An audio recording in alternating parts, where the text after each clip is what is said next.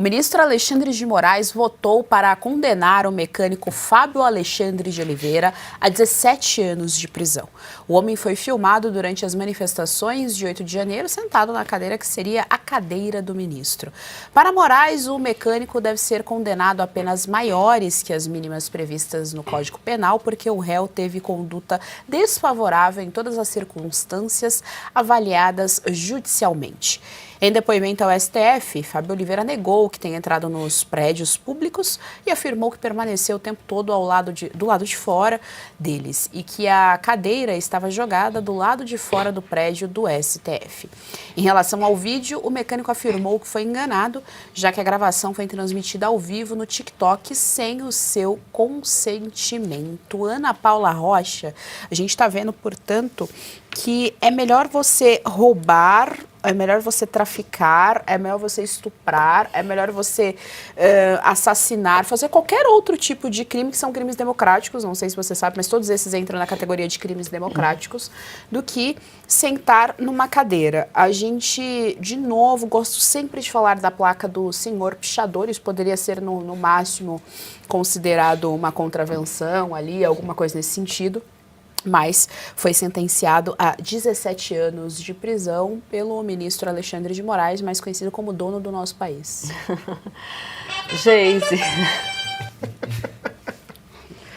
Geise, ali pelas imagens, nitidamente a cadeira está realmente fora das dependências do palácio, parece estar ali na rua, tem atrás um vão assim, enfim.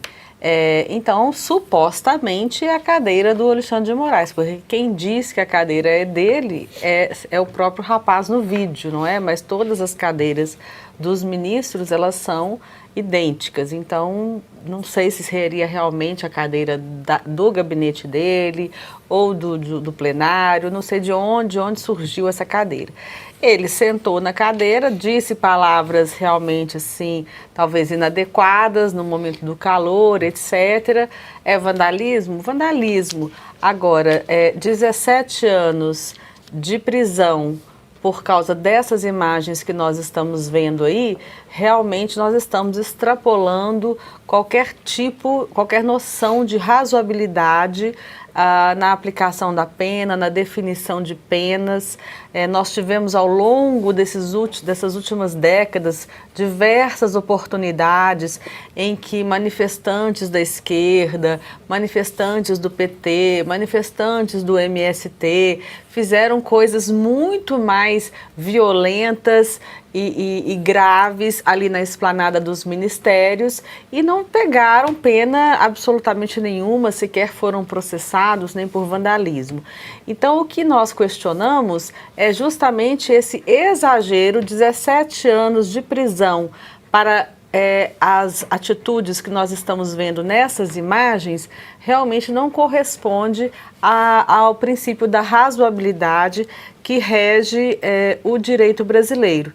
E sem contar ainda que é essa liderança que ia tomar conta do país, porque quando você tem um processo de golpe, de um suposto golpe, alguém vai sentar na cadeira de quem manda e dizer, a partir de agora eu mando no país. E não havia essa organização desse movimento para invadir o Palácio, ou o Supremo, ou o Congresso, num domingo, onde as pessoas não estavam lá trabalhando em seus postos e não teve ninguém que assumiu o poder e disse, agora eu sou o presidente do Brasil. Então é um golpe completamente sem pé nem cabeça.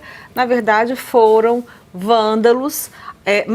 Nós tivemos manifestantes pacíficos e dentro desses manifestantes pacíficos haviam vândalos que realmente depredaram patrimônio e deveriam ser julgados por isso. Porém, lembrando, com a conduta individual definida. Não existe a gente julgar as pessoas no conjunto da obra. Você tem que ter a individualidade da conduta e cada um passar pelo devido processo legal e responder apenas por aquilo que ele fez. Se responsabilizar e ser punido pela sua própria conduta e não pela conduta dos demais. Professor, tem uma música do Bezerra da Silva que diz o seguinte: você com um revólver na mão é um bicho feroz.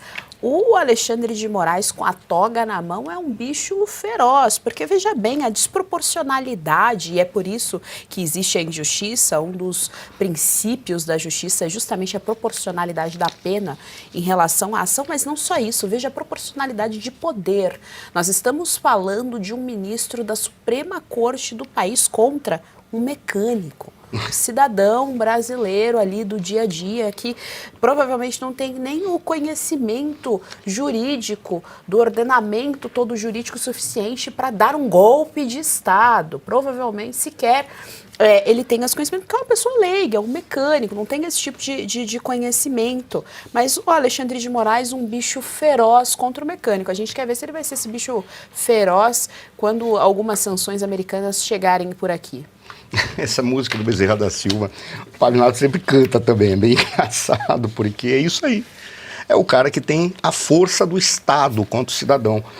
Mas o comportamento dele não é de alguém que tem a força do Estado, é de alguém que está num presídio. É alguém que é forte dentro de um presídio, eu já citei isso várias vezes, vou citar mais uma.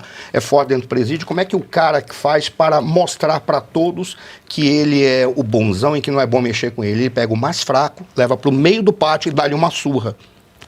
Ele não faz isso porque ele é forte, ele faz exatamente porque ele é covarde. Porque ele sabe que se ele pegasse alguém do nível dele, ele poderia tomar um pau e perderia o protagonismo dentro do presídio. Não estamos no presídio, no caso eles, não. Mas é uma situação quase como você vivesse um ambiente de criminalidade constante. Então é o mais forte dentre os criminosos que acaba adotando esse comportamento. Tem que mostrar, afinal de contas, quem manda. O mais curioso, quando você pega só pela imagem, a imagem confirma o que o cara falou. Porque quando você olha, parece que está do lado de fora, de um pátio. Mas se porventura o Alexandre de Moraes e mais os demais ministros falam, não foi aquilo, apenas uma imagem, não foi por essa, foi por outras. Então que ele faça o seguinte, significa que ele tem mais provas. Por que ele não distribui as provas para a defesa, que está exigindo que todas as provas sejam entregues, porque isso faz parte do Estado Democrático de Direito. E dentro do Estado Democrático de Direito, o ônus da prova cabe a quem acusa e aquele que defende tem que ter todas as provas diante de si para verificar se essas provas são fraudadas, se elas estão de acordo, se não tem uma interpretação mais adequada que aquela que o acusador fez. Então a primeira coisa é essa. Por ali, confirmo o que o cara falou. Ele não entrou no prédio. Está do lado de fora. Eu não acredito que dentro do gabinete do ministro Alexandre de Moraes você tem uma torneira na parede, uma parede pintada de azul com cimento. Ele, por aí, eu acho que ele que ele é validoso o suficiente para não permitir isso. Não é uma questão de vaidade, é uma questão de protocolo. Mas então, se tem aquela mangueira, o cara está certo. Se eles têm outras imagens, por que ele não disponibiliza as imagens para a defesa? O que mostra que aí o problema não é nem do abuso que está cometendo. Todo o julgamento está errado. É interessante que quando você pega e vê a questão da individualização da conduta, ele está fazendo a individualização da conduta de uma maneira errada. Na hora que deveria ter feito, que foi quando eles foram presos, ele deveria ter feito isso, ter dado audiência de custódia, ninguém teve. Eu não sei, eu não sou jurista, mas isso é uma questão de lógica, um mínimo de leitura básica. Porra, como é que você faz uma individualização da conduta de baseada? Todos aqueles que estão de sapato e não de tênis são individualizados dessa maneira. É basicamente isso. Então fizeram uma individualização da conduta de baseada, esgotando ou além do prazo legal, que é de 48 horas. Estou enganado, os juristas estão aqui.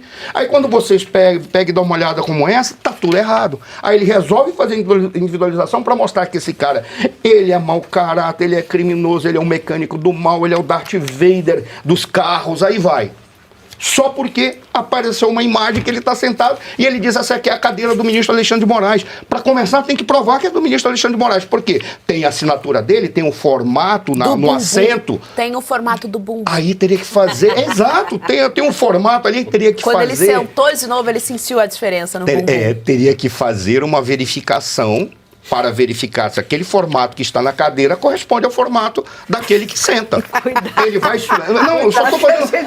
Não, isso aí não é uma questão, eu não estou ofendendo ele, estou apenas dizendo, veja como é que pode provar. Não tem como provar. Ou seja, foi o cara que falou, pronto, se tiver assinatura e tiver dados ali para comprovar, que comprove. Ou seja, está tudo errado, mas é mais uma. Está espancando o mais fraco para mostrar para os demais fortes. É isso que vai acontecer com você. Ah, mas eu não sou fraco porque eu sou rico. Se prepara, porque eu vou tirar todo o dinheiro que você tem para tornar você pobre. Então, aprenda. Ou você fica do nosso lado, ou você vai ser tratado como os pobres. E os pobres são tratados assim, na porrada. Belucci, a gente ainda precisa lembrar, nós sempre mencionamos o Alexandre de Moraes, porque realmente ele se tornou assim o símbolo dessa tirania inteira, mas é importante a gente lembrar que há pouca dissidência dentro do STF, a maioria dos ministros que estão ali concordam. A audiência lembrou aqui da frase da Carmen Lúcia em relação aos 203 milhões de pequenos tiranos. Perfeito, Geisiane. Ela colocou essa frase com uma naturalidade porque é o que essa elite intelectual brasileira pensa. Lembrando que intelectual não é quem é inteligente, é quem por as suas ideias tem capacidade de que elas reverberem na sociedade. Então é isso que eles pensam mesmo, a gente precisa regulamentar essas pessoas, porque se deixarem solto, é barbárie. Agora virou rotina no Brasil, a gente vê sempre as notícias. STF solta traficante preso com 3 dígitos de quilos de drogas. Solta assassino. Aí a gente vê as outras notícias em âmbito dos tribunais de justiça. Concede a saída temporária, enfim, definitiva, para o Nardoni, para vários criminosos. Em compensação, o STF condena cabeleireira, condena mecânico por golpe de Estado. E aí também entra só um parênteses aqui, aquela questão da classe de trabalhadores, ou de algum grupo de cabeleireiros ou de mecânicos prestar uma mínima solidariedade, né? Sindicatos, enfim, nunca a gente não vê. São órgãos de classe que são sempre próximos ali do poder. E é importante deixar claro que não só o Clezão, como a Débora, como o mecânico, todos eles estão na conta do Prerro, do grupo Prerrogativas, entre outros que defendem todo esse estado de exceção. Então, há cadáveres no Brasil, há pessoas condenadas injustamente, com a participação e a chancela de muitos que defendem esse estado de exceção, porque se beneficiam pessoalmente. Então, isso que precisa ficar muito claro. Existem pessoas chancelando tudo o que está acontecendo, senão não aconteceria. Senão, simplesmente, se a gente visse juristas, igual eu quando estava na faculdade, se falava de Supremo Tribunal Federal, era uma respeitabilidade enorme. Todo mundo tinha muito respeito pela liturgia, pela coisa toda. Hoje não tem mais isso, porque eles desceram ao campo político, adoraram e hoje são os políticos. Temos 11 políticos no Brasil decidindo tudo. E como você colocou, Geisiane, eles concordam, fica bem claro ali, porque como eles, em tese, legalmente estão em patamar de igualdade, poderia um ou outro falar, ó, gente, o Supremo está indo por um caminho que não é legal, poderia. Agora, até a própria direita, muitas vezes eu vejo, não, mas juiz só fala nos autos, que eu concordo que é o certo. Agora, se quem quer a sua destruição fala fora dos autos, você precisa, no mínimo, equiparar a batalha. Se um pode, você também pode, mas o que a gente vê são esses órgãos de fiscalização de juízes punindo juízes da Lava Jato, o Bretas, enfim, outros com os quais não concordo com os métodos, mas assim, é desigual quando se pune um e não pune os demais. Então, e só para fechar essa questão do golpe, é evidente, como o professor colocou, se está se condenando as pessoas na baciada, enquanto os tais líderes do golpe estão em julgamento. Ou seja, uma coisa está amarrada na outra, não faz sentido nenhum. Em teoria, eles poderiam ser absolvidos, os tais líderes, orquestradores do golpe de Estado com presença de vendedor de algodão doce. Mas as pessoas que supostamente deram o golpe ali, participaram daquele movimento lamentável que não deveria ter acontecido, estão presas e condenadas e os líderes ainda em julgamento, Geisiane.